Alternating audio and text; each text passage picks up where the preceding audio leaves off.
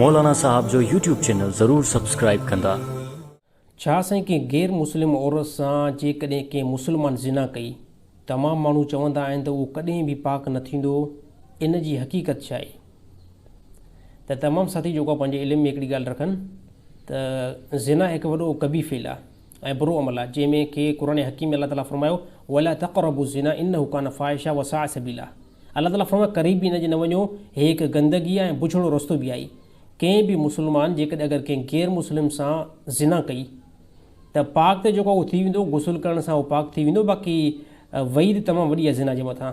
जीअं कंहिं मुस्लमान औरत सां ज़िना कई ऐं अहिड़ी तरह गैर मुस्लिम सां ज़िना कई त हुकुम ॿिन्हिनि जे लाइ साॻियो ई आहे त बंदो पाक त थी वेंदो जिस्मानी एतबार सां, यानी पोइ नमाज़ बि पढ़ी सघे थो ऐं अहिड़ी तरह क़ुरान जी तिलावत बि करे सघे थो।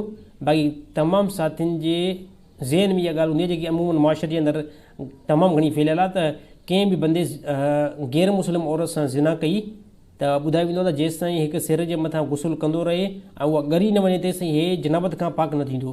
त अहिड़ी का बि रिवायत मौजूदु न आहे। कंहिं बि बंदे अगरि कंहिं गैर मुस्लिम औरत सां ज़िना कई आहे त हिकिड़ो ख़तरनाक अमल आहे, बुरो अमल आहे। बाक़ी सची दिलि सां तौबा करे, इस्तग़फ़ार करे ऐं अहिड़ी तरह गुसुल करे, जनाबत वारो गुसुल करे त हे पाक जिस्म जे एतबार सां थी वेंदो।